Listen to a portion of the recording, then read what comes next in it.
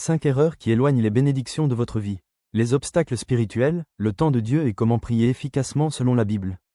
Et si certaines bénédictions que vous attendez depuis des années étaient bloquées non pas parce que Dieu vous a oublié, mais à cause de certaines erreurs que vous répétez sans même vous en rendre compte? Pourquoi certaines personnes voient les portes s'ouvrir, tandis que d'autres prient, jeûnent, pleurent, mais ont l'impression que rien ne change? Aujourd'hui, nous allons découvrir ensemble 5 erreurs spirituelles qui peuvent éloigner les bénédictions de votre vie.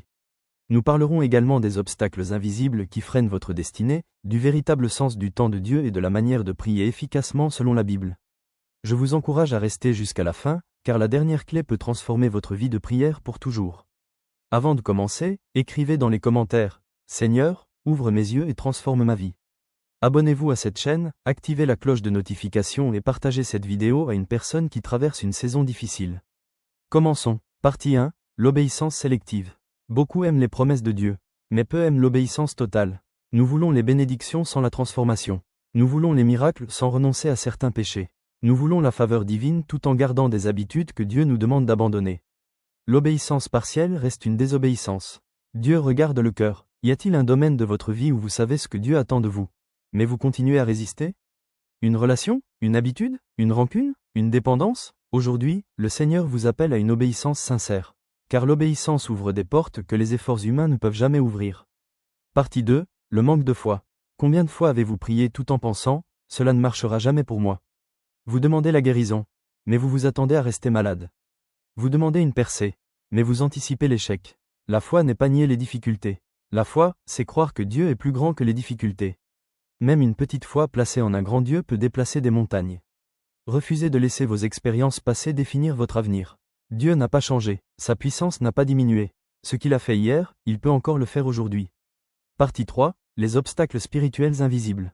Certaines batailles ne sont pas physiques. Elles sont spirituelles. Parfois, la peur. Parfois, le découragement. Parfois, la culpabilité. Parfois, l'amertume. Ces chaînes invisibles étouffent la foi.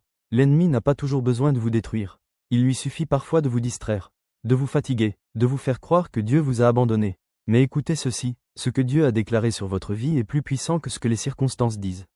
Ne baissez pas les bras. La saison difficile que vous traversez n'est peut-être pas votre destination finale. Le combat est réel, mais la victoire de Dieu l'est aussi. Partie 4. Le temps de Dieu. C'est probablement la partie la plus difficile à accepter. Attendre. Nous vivons dans une génération qui veut tout immédiatement. Mais Dieu agit rarement selon notre calendrier. L'attente n'est pas un rejet. Le silence de Dieu n'est pas son absence. Parfois, Dieu prépare votre caractère avant votre bénédiction. Parfois, il prépare les bonnes personnes. Parfois, il vous protège d'une bénédiction reçue trop tôt. Si Dieu vous fait attendre, faites-lui confiance. Le retard de Dieu n'est jamais un oubli. Quand son heure arrive, personne ne peut arrêter ce qu'il a décidé de faire. Alors ne perdez pas espoir. Votre histoire n'est pas terminée. Partie 5. Comment prier efficacement selon la Bible. Beaucoup parlent à Dieu, mais peu savent réellement comment prier avec efficacité. Une prière puissante comporte plusieurs dimensions. Croisillons. Premièrement, adorez Dieu.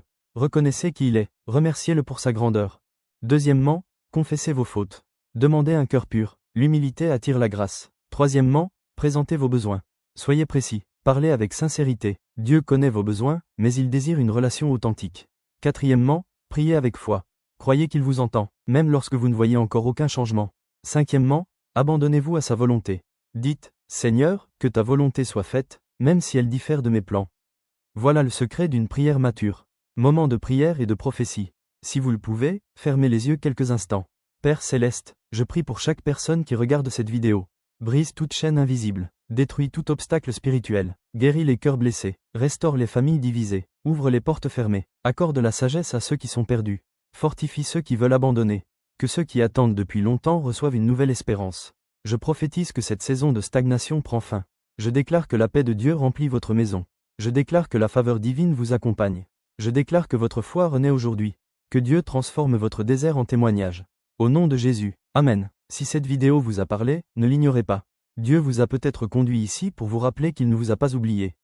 Les bénédictions ne sont pas toujours retardées. Parfois, elles sont en préparation.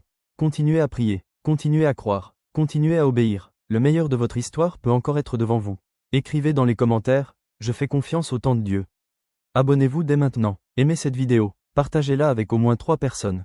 Et souvenez-vous, lorsque Dieu ouvre une porte, personne ne peut la fermer. Que Dieu vous bénisse abondamment.